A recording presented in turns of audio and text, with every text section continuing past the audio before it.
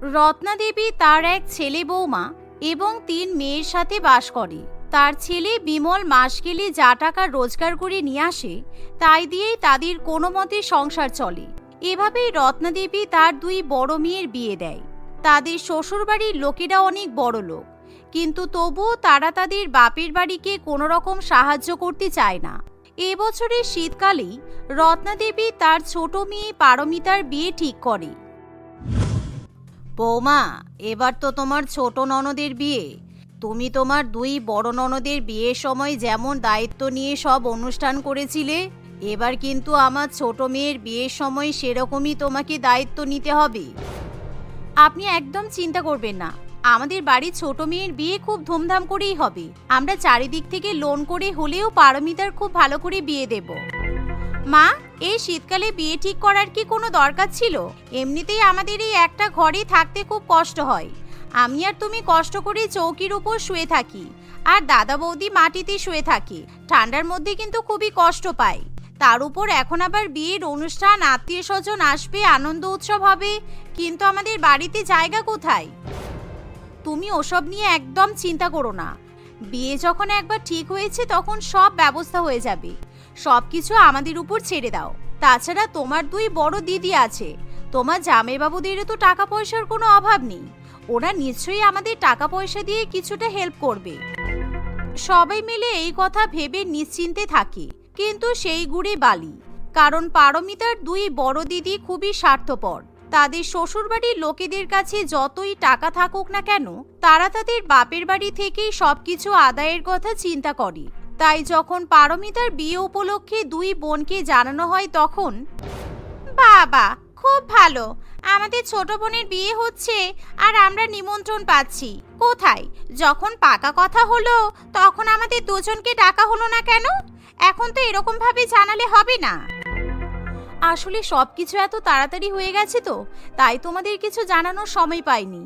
এমনিতেও তোমাদেরকে অনেকবার ফোন করি, তোমরা তো ফোন ধরতেই চাও না। ফোন ধরে কি করব বলো? ফোন ধরলেই তো তোমরা টাকা চাইবে। এই তো শীতের মধ্যে কদিন আগে আমাদের বাড়ি থেকে কয়েকটা পুরানো কম্বল, ছেঁড়া সোয়েটার দিয়ে এলাম, তবুও তোমাদের চাওয়ার শেষ নেই। সেই জন্যই তো তোমাদের ফোন ধরতে ইচ্ছা করে না। যাই হোক, আমাদের ছোট বোনের বিয়ে আর আমরা যাব না তা কখনো হয়? আমরা এখন থেকেই উপস্থিত হব। রমলে এবং তার বোন এরকম কথা বললে বিপাশার খুব খারাপ লাগে। সেদিন সন্ধ্যা হতে না হতেই তারা ২ বোন সত্যিই বাপের বাড়িতে এসে উপস্থিত হয়। একই শীতকাল, তার উপর গরিবের ঘরে বিয়ের অনুষ্ঠান।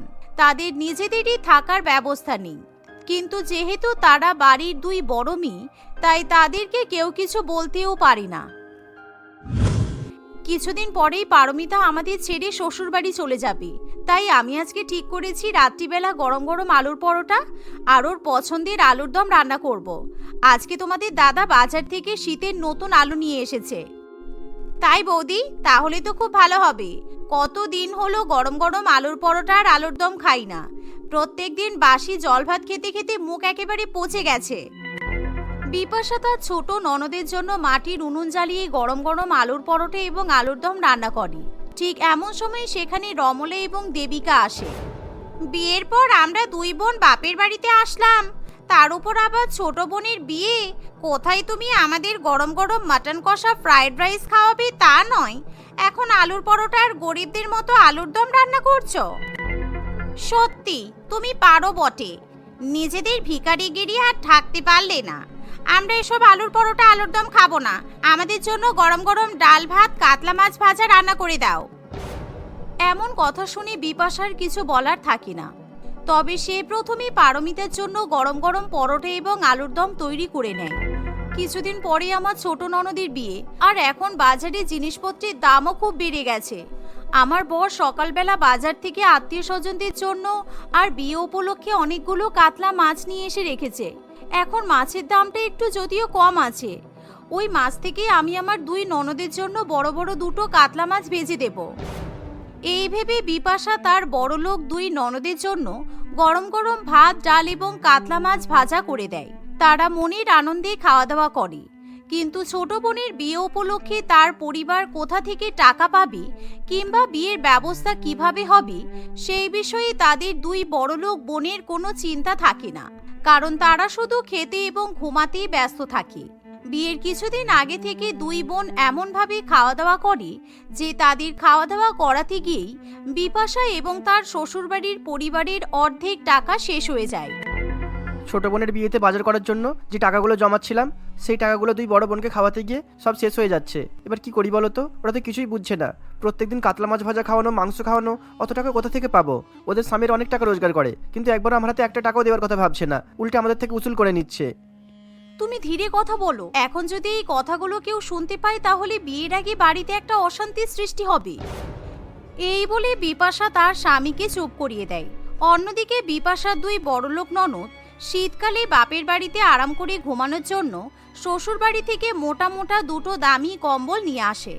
আর একদিন রাত্রিবেলা পারমিতার খুব ঠান্ডা লাগে। সে কিছুতেই ঠান্ডায় ঘুমাতে পারে না, কারণ তার দুই দিদি এসেছে বলে সে দাদা বৌদির সাথে মেঝেতে শুয়ে থাকে। সামনেই পারমিতার বিয়ে।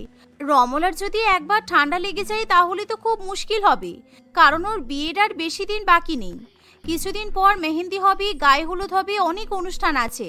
তাই তুমি বরঞ্চ তোমাদের থেকে একটা মোটা কম্বল তোমার বোনকে দাও না, ও গায়ে দিয়ে আরাম করে ঘুমাক, কারণ ওর খুব ঠান্ডা লাগছে। কি বলছো কি বৌদি? আমার বর সিমলায় কাজ করতে গিয়ে আমার জন্য এই দামি মোটা কম্বলটা কিনে এনেছে, যাতে আমার ঠান্ডায় কোনো কষ্ট না হয়। আর আমি আমার এই দামি কম্বল আমার বোনের গায়ে চাপা দিয়ে দেব? ওসব কিছু হবে না, সামনেই বিয়ে, তাই মনে লাড্ডু ফুটছে, আবার ঠান্ডা। রমলা এবং দেবিকা এত বাড়াবাড়ি করে যে তাদের পরিবার খুব রেগে যায়, কিন্তু তবুও কেউ তাদেরকে কিছু বলতে পারে না। পরের দিন থেকে বিপাশা পারমিতাকে নিয়ে বিয়ের কেনাকাটি করতে শুরু করে। তারা বিয়ের বেনারসি, ভারী শাল, সোয়েটার, বিভিন্ন রকমের গরমের জামা কাপড় কিনে নিয়ে আসে। কিন্তু সেগুলো দেখে আবার রমলা এবং দেবিকার খুব রাগ হয়। মা দেখুন, আমি আপনার মেয়ের জন্য একটা সুন্দর ভারী শাল, একটা খুব সুন্দর দেখতে বেনারসি, সুন্দর সুন্দর সোয়েটার, তারপর আপনার জন্য একটা সুন্দর শাড়ি কিনে এনেছি। বিয়ের অনুষ্ঠানের দিন আপনারা এগুলো পরবেন, তাহলে কিন্তু আপনাদের খুব ভালো লাগবে। কারণ যেদিন পারমিতার বিয়ে হবে সেদিন কড়া শীত পড়বে, তাই গরমে জামা না পরলে কিন্তু শীত মানতে চাইবে না। জিনিসগুলো তো খুব ভালো হয়েছে বৌমা। আমার মনে হয় তুমি আমার বৌমা না হয়ে মেয়ে হতে পারতে, কারণ আমার দুই বড় মেয়ে কোনো কাজের না। ওরা শুধু আমাদের বাড়িতে এসে আমাদের ঘরে বসে খাওয়া দাওয়া করতে ব্যস্ত, আর তুমি সব দায়িত্ব পালন করছো। রত্নাদেবী এই কথা বললে তার দুই বড় মেয়ের খুব ঝাল লেগে যায়। তুমি কি সব ফালতু কথা বলছো মা? আর বৌদি, আমাদের যখন বিয়ে হয়েছিল তখন তুমি আমাদের জন্য এরকম দামি দামি শাল, সোয়েটার কিছুই কিনে দাওনি। এখন তো ছোট বোনের সময় তোমার পকেট থেকে টাকা বেরিয়ে গেল। দাদা বলে কিনা ওর কাছে টাকা থাকে না, তোমরা খুব গরিব। তাহলে এটা কি গরিবের নমুনা? গরিবের ঘরে এরকম ভাবে বিয়ের অনুষ্ঠান হয় বুঝি? রমলার মুখে এরকম কথা শুনি বিপাশা ও তার শাশুড়ি মায়ের খুব খারাপ লাগে। এভাবে দেখতে দেখতে দু একটা দিন কেটে যায়। এরই মধ্যে বিয়ের ক্যাটারিং বুক করা, বাড়িঘর ফুল দিয়ে সাজানো এবং বিয়ে বাড়ি বুক করা সমস্ত কিছুই হয়ে যায়। আত্মীয় স্বজনরা বাড়িতে আসলে শুরু করলে তাদের থাকার ব্যবস্থাও করা হয়। কিন্তু বিপাশার দুই বড় বোন সবসময় ঘরে বসে সিনেমা দেখা, আরাম করা এবং ভালো মন্দ খাওয়া দাওয়া করতেই ব্যস্ত থাকে। এমনকি আত্মীয় স্বজন তাদের বাড়িতে এসে থাকলে তাদেরকে থাকার জন্য ভালো জায়গা পর্যন্ত দিতে চায় না, কারণ সবসময় তারা দুই বোন জায়গা দখল করে বসে থাকে। অন্যদিকে বিমল এবং বিপাশা দুজনের ডেকোরেটরসের কাছ থেকে কম্বল, লেপ ইত্যাদি ভাড়া করে নিয়ে আসে। এতে করে তাদের অনেক টাকা খরচা হয়ে যায়। বিয়ের আগে মেহেন্দি অনুষ্ঠানের সময়, দিদি তোরা আমাকে একদিন বলেছিলিস মনে আছে যে আমার যখন বিয়ে হবে তোরা দুজনে আমার হাতে মেহেন্দি পরিয়ে দিবি? আমি কিন্তু মেহেন্দি আর্টিস্ট বুক করিনি, তাই তোরা দুজনে আমাকে মেহেন্দি পরিয়ে দিবি। না রে, আমাদের ঘাড়ে স্পন্ডালাইটিসের ব্যথা আছে, আমরা অত কিছু করতে পারবো না। আর তোর দাদা আর বৌদি যখন এত টাকা খরচা করে তোর বিয়ের অনুষ্ঠান হচ্ছে, তাহলে ওরা তোর হাতে মেহেন্দি পরিয়েও দিতে পারবে। এই কথা শুনে পারমিতার খুব খারাপ লাগে, কিন্তু বিপাশা নিজের ননদের হাতে মেহেন্দি পরিয়ে দেয়। সবাই মিলে এভাবে বিয়ের আনন্দে নেচে ওঠে। পরের দিন সকালবেলা ঠান্ডায় বিপাশা ঘুম থেকে উঠতে কাঁপতে কাঁপতে ননদের গায়ে হলুদের অনুষ্ঠানের জন্য সব ব্যবস্থা করে। কিন্তু রমলা এবং দেবিকার কোনো মাথা ব্যথা নেই, তারা আরাম করে ঘুমায়। এভাবেই তাদের দুজনকে ছাড়াই পারমিতার গায়ে হলুদের অনুষ্ঠান সম্পন্ন হয়। বিপাশা, একটা বিপদ হয়ে গেছে গো। পারমিতার বরকে নিয়ে আসার জন্য যে গাড়ি বুক করা হয়েছিল, সেই গাড়ির ড্রাইভারের নিউমোনিয়া হয়ে গেছে। সে এখন ঠান্ডায় হসপিটালে ভর্তি। এবার কি হবে বলো তো? এমন সময় বিপাশা তার দুই ননদের কাছে গিয়ে বলে, রমলা, দেবিকা, তোমাদের বড়দের তো দুটো বড় বড় গাড়ি আছে, আর ওরা গাড়ি চালাতেও পারে। তাই তোমরা যদি ওদের দুজনকে বলো গাড়ি নিয়ে যেতে তাহলে খুব ভালো হয়, কারণ ড্রাইভার তো আর যেতে পারবে না। আর আমাদের কাছে এক্সট্রা একটা টাকাও নেই যে অন্য কোনো গাড়ি আমরা বুক করব। যদি সঠিক সময় বর না আসতে পারে তাহলে তো বিপদ হয়ে যাবে বলো। আমরা কি করে জানবো? আমাদের কি গাড়ির তেল খরচা হয় না নাকি? এমনিতেও পারমিতাকে বিয়ে উপলক্ষে দুটো বড় বড় কম্বল উপহার দিয়েছি, তাতেই আমাদের অনেক টাকা খরচা হয়ে গেছে। এমন সময় আমাদের স্বামীরা যদি গাড়ি করে বর আনতে যায় তাহলে তার খরচা কে দেবে? আমাদের টাকা দেওয়ার সামর্থ্য নেই, তাই ওসব আমরা করতে পারবো না। রমলা আর দেবিকা যে এতটা স্বার্থপর এবং খারাপ প্রকৃতির হতে পারে সেটা কেউ ভাবতেও পারে না। কিন্তু এমন সময় রমলা এবং দেবিকার বরেরা সেখানে চলে আসে। তারা নিজেদের বউয়ের মুখে এমন কথা শুনে খুবই রেগে যায়। তোমাদের কোনো লজ্জা নেই দেখছি। বারবার বারণ করেছিলাম যে বিয়ের এতদিন আগে থেকে বাপের বাড়িতে গিয়ে থাকার কোনো দরকার নেই। ওদের এমনিতেই বিয়ে উপলক্ষে অনেক টাকা পয়সা খরচ হয়ে যাচ্ছে, তবুও তোমরা আমাদের কোনো কথা শুনবে না, আর এখন এখানে এসে আবার খারাপ ব্যবহার করছো। দীপক এই কথা বললে দেবিকা এবং রমলা ঠান্ডার মধ্যেও ঘামতে শুরু করে, কারণ সেই টাকা তারা দুই বোন মিলে হজম করে দেয়। তাই তারা ভীষণ পরিমাণে লজ্জায় পড়ে। সবার সামনে যে তাদের হাতে হাড়ি ভাঙা যাবে তারা বুঝতেও পারে না। আমাদের খুব ভুল হয়ে গেছে, তোমরা প্লিজ আমাদেরকে ক্ষমা করে দাও। দীপক, আসলে ওই টাকাটা দিয়ে আমরা শপিং করে ফেলেছি, গহনা কিনেছি, তাই ওই টাকাটা আর নিতে পারবো না। কিন্তু আর কখনো এরকম হবে না, বিশ্বাস করো। আর যাই হোক, আমরা জানি তোমরা এসব করেছো। টাকাটা মায়ের হাতে এসে দিলে ভালো হতো। বৌদি, আপনি চিন্তা করবেন না, আমরা গাড়ি নিয়ে যাচ্ছি। পারমিতার বরকে আমরাই নিয়ে আসবো। এভাবেই বাড়ির দুই বড় জামাই পারমিতার হবু বরকে গাড়ি করে নিয়ে আসে। এভাবেই গরিবের ঘরে ধুমধাম করে পারমিতা এবং বিপুলের বিয়ের অনুষ্ঠান পালন হয়। রেনু তার মা মালা এবং এক ছোট ভাই রাজার সঙ্গে বাস করত। মালা বাড়িতেই সেলাইয়ের কাজ করত। সেলাই করে সে খুব কম টাকা উপার্জন করতে পারত, তাই দিয়ে সে টেনে টুনে তাদের সংসার চালাতো। রেনু পড়াশোনায় খুবই ভালো ছিল। রেনুকে পড়ানোর মতো সামর্থ্য তার মায়ের ছিল না, কিন্তু রেনু তার স্কলারশিপের টাকা দিয়ে পড়াশোনা চালিয়ে নিয়ে যাচ্ছিল।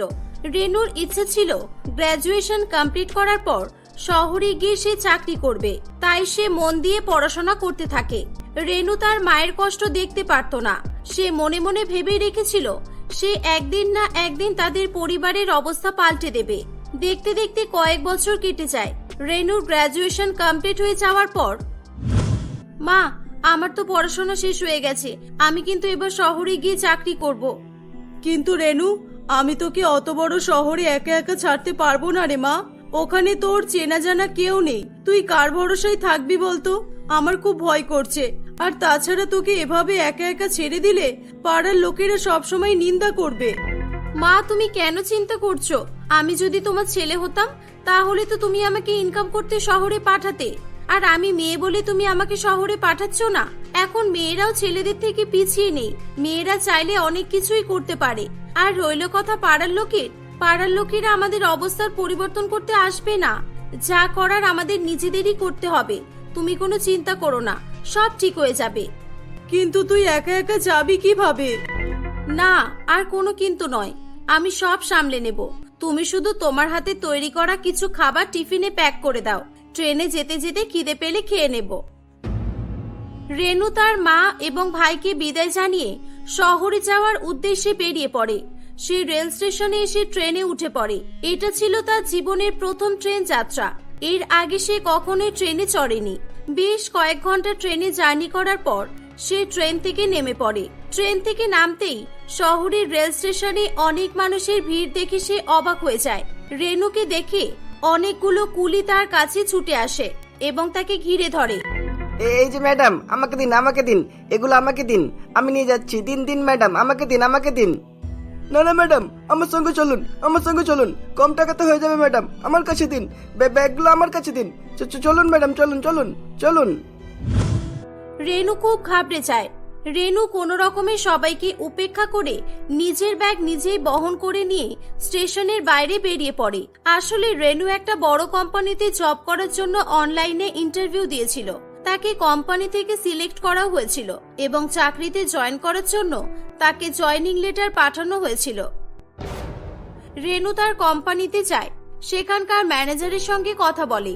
তাহলে রেনু, তুমি তোমার কাজগুলো বুঝতে পেরেছো তো, নাকি আবার বোঝাতে হবে? না না স্যার, আর বোঝাতে হবে না, আমি বুঝতে পেরেছি।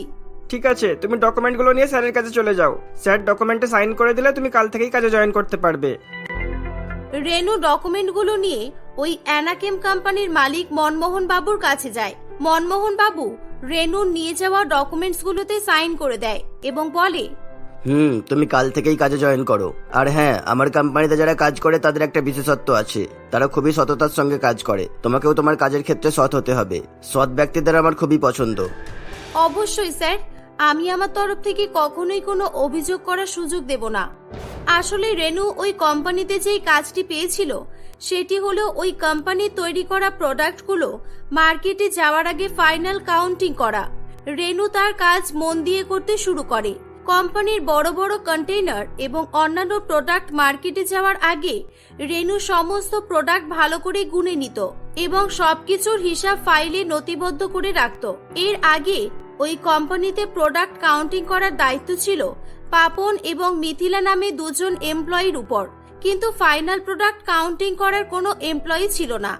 রেনু ওই কোম্পানিতে জয়েন করার পর পাপন এবং মিথিলা রেনুর উপর খুব রেগেছিল, কারণ পাপন এবং মিথিলা প্রোডাক্ট কাউন্ট করার সময় বেশ কিছু প্রোডাক্ট লুকিয়ে রেখে দিত এবং কম সংখ্যক প্রোডাক্ট কোম্পানির কাছে শো করত। পরে তারা প্রোডাক্টগুলো বিক্রি করে এক্সট্রা টাকা উপার্জন করত। এই রেনুর বাচ্চা এই কোম্পানিতে জয়েন করার পর আমাদের তো উপরে ইনকাম টোটালি বন্ধ হয়ে গেল রে। এর জন্য তো আমরা প্রোডাক্ট চুরি করতেই পারছি না। হ্যাঁ, ঠিকই বলেছিস। আগে প্রত্যেক সপ্তাহে বেশ মোটা টাকা আমাদের ইনকাম হতো। স্যার পাকামি মেরে আবার রেনুকে কেন কোম্পানিতে জয়েন করালো কি জানি।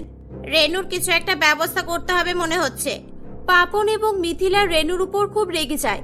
তারা দুজনে মিলে প্ল্যান করতে থাকে রেনুকে কিভাবে কোম্পানি থেকে বের করা যাবে। কয়েকদিনের মধ্যেই তারা তাদের চাল চেলে ফেলে। পাপন এবং মিথিলা তাদের কোম্পানির ম্যানেজারের কাছে এসে বলে, স্যার, আমাদের কোম্পানিতে নতুন যে ম্যাডামটা জয়েন করেছেন না, কি যেন নাম? হ্যাঁ, রেনু ম্যাডাম। ওনার স্বভাব ভালো নয়। আমি আর মিথিলা আজকের সমস্ত প্রোডাক্টগুলো গুনেছিলাম। 5780টা প্রোডাক্ট ছিল, কিন্তু রেনু ম্যাডাম লিখেছেন 5500টা প্রোডাক্ট। উনি বাকি 280টা প্রোডাক্ট সরিয়ে দিয়েছেন নিশ্চয়ই। হ্যাঁ স্যার, আমার প্রথম দিনই ওনার উপর খুব সন্দেহ হয়েছিল, আর আমি ওনাকে ফলো করেছি। উনি অফিস ছুটির পর সবার লাস্টে অফিস থেকে যান আর বাইরের কিছু লোকগুলোকে কোম্পানি তৈরি করা প্রোডাক্টগুলো বিক্রি করেন।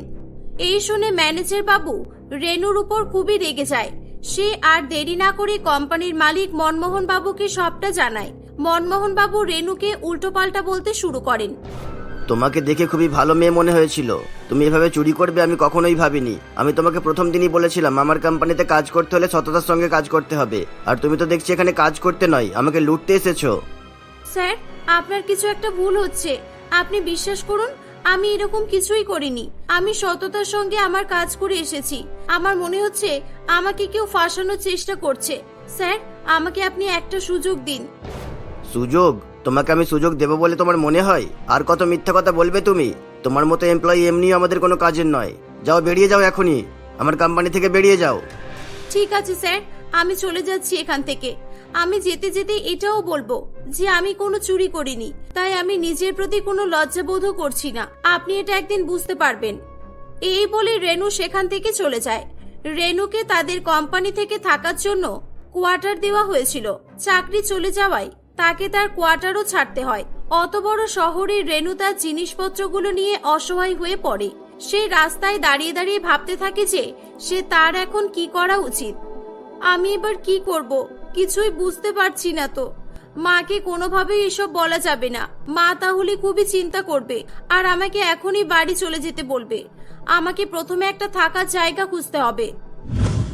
রেনু অনেক কষ্ট করে থাকার জন্য একটা পেন গেস্ট রুমের সন্ধান পায়। কম টাকার বিনিময়ে পিজিটা পেয়ে যাওয়ায় রেনুর খুব সুবিধা হয়।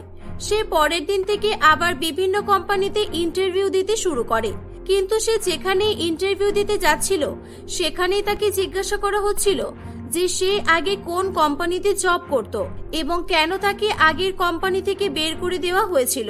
রেনু সেই জায়গায় কিছু বলতে পারতো না, তাই সে তার যোগ্যতা থাকা সত্ত্বেও কোনো চাকরি খুঁজে পায় না। একদিন সে তার কাছে কত টাকা আছে গুনতে থাকে। এ বাবা, আমার কাছে তো আর বেশি টাকা নেই, এবার কি হবে?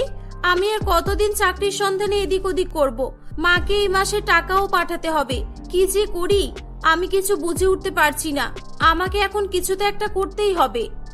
রেনু অনেক চিন্তা ভাবনা করার পর চা বিক্রি করবে বলে ঠিক করে। তার কাছে খুবই সামান্য টাকা ছিল। সেই টাকা দিয়ে একটা ছোট ব্যবসা করা ছাড়া আর অন্য কোনো উপায় তার কাছে ছিল না। সে একটা বড় সরকারি হসপিটালের সামনে চা বিক্রি করতে শুরু করে। এই মেয়ে, তুমি এখানে চায়ের দোকান দিয়েছো কেন? তুমি এখানে দোকান খোলার আগে বড় ভাইয়ের কাছ থেকে পারমিশন নিয়েছো? বড় ভাই? কে বড় ভাই? আর এখানে তো আরো অনেক দোকান আছে। ঠিক তখনই সেখানে রাজেন্দ্র নামে একটি লোক আসে। তাকে সবাই বড় ভাই বলেই জানতো। এই মেয়ে, এখানে এতগুলো চায়ের দোকান থাকতে তুই আবার চায়ের দোকান খোলাছিস কেন? আর চায়ের দোকান খোলার আগে তুই আমার কাছ থেকে অনুমতি নিয়েছিস? হ্যাঁ, তুই জানিস না এখানে চায়ের দোকান খুলতে হলে সপ্তাহে সপ্তাহে আমাকে টাকা দিতে হয়, যাকে শহরে হাপ্তা বলা হয়, বুঝেছিস? ঠিক আছে, আপনি আমার কাছ থেকেও হপ্তা নিয়ে নেবেন, কিন্তু আমাকে এখন আমার কাজ করতে দিন প্লিজ। আমাকে এখান থেকে তুলে দেবেন না। এভাবেই রেনু শত বাধা বিপত্তি পেরিয়ে ছোট একটা চায়ের ব্যবসা শুরু করে ফেলে। রেনু বিভিন্ন রকমের চা তৈরি করত। হসপিটালের বাইরে সবসময় লোকজনের ভিড় লেগে থাকায় তার কেনা বেচাও খুব ভালো হতো। তার হাতে তৈরি চাও খুব সুস্বাদু হতো, তাই লোকজন তার কাছ থেকে চা খেতে শুরু করে। এরকম ভাবেই 2 মাস কেটে যায়। রেনু চায়ের ব্যবসা করে যা উপার্জন করত সেটা থেকে তার মাকে কিছু টাকা পাঠাতো, আর বাকি টাকা নিজের প্রয়োজনে খরচ করত। তার কোম্পানির মালিক মনমোহন বাবু ওই হসপিটালে এলে রেনুকে দেখে অবাক হয়ে যায়। মনমোহন বাবুর মা ওই হসপিটালে অ্যাডমিট ছিল, তাই মনমোহন বাবুকে প্রত্যেকদিন হসপিটালে আসতে হতো। এই মেয়েটা কত মন দিয়ে কাজ করছে। এই মেয়েটাকে দেখে আমার মনে হয় না এ চুরি করতে পারে বলে। এ যদি চোর হয়েই থাকতো তাহলে এরকম একটা শিক্ষিত মেয়ে হয়ে রাস্তার ধারে চা বিক্রি করতো তো না। মানুষের সঙ্গে কত ভালো ব্যবহার করছে, আর নিজের কাজ ছাড়া কোনো দিকে তাকাচ্ছেও না। আমার মনে হচ্ছে আমি কিছু একটা ভুল করেছি। আমাকে সেই সময় রেনুকে কাজ থেকে বের করার আগে যাচাই করা খুবই দরকার ছিল মনে হয়। মনমোহন বাবু কোম্পানিতে এসে রেনুর কেসটা নিয়ে যাচাই করতে শুরু করে। কিছুদিনের মধ্যেই আসল দোষী ধরা পড়ে। ম্যানেজার বাবু প্রমাণ সহ পাপন এবং মিথিলাকে মনমোহন বাবুর সামনে নিয়ে আসে। পাপন এবং মিথিলা তাদের ভুল স্বীকার করে নেয়। মনমোহন বাবু আর দেরি না করে রেনুর কাছে ছুটে আসে। রেনু, আমাকে ক্ষমা করে দাও। আমি তোমার মতো একটা সরল সৎ মেয়ের ওপর অপবাদ দিয়েছি। তোমাকে চাকরি থেকে বের করার আগে অবশ্যই তদন্ত করা দরকার ছিল। আমি তা না করে এমনি এমনি তোমাকে বের করে দিয়েছি। আসল দোষী পাপন আর মিথিলা ছিল। আমি ওদের চাকরি থেকে বের করে দিয়েছি। তুমি দয়া করে আমার কোম্পানিতে জয়েন করো প্লিজ। না স্যার, আমি আর আপনার কোম্পানিতে জব করতে পারবো না। আমি এখন চায়ের ব্যবসা করি, আর আমি আমার চায়ের ব্যবসা নিয়ে খুবই সন্তুষ্ট। আমার উপর কেউ আর মিথ্যা অপবাদ দিতে পারবে না। আপনি আপনার ভুল বুঝতে পেরেছেন, এটাই যথেষ্ট। রেনু, আমি বুঝতে পারছি তুমি আমার উপর অভিমান করেছো। তুমি নিজের আত্মসম্মানের কাছে হার মানতে চাইছো না। কিন্তু রেনু, তুমি আমার কোম্পানিতে ফিরে চলো। তোমার ভবিষ্যৎ অনেক উজ্জ্বল হবে। বিশ্বাস করো, you are a brave girl. না স্যার, ক্ষমা করবেন। আমি আমার ভবিষ্যৎ অবশ্যই উজ্জ্বল করতে চাই, কিন্তু আপনার কোম্পানিতে চাকরি করে নয়, নিজের ব্যবসা করে।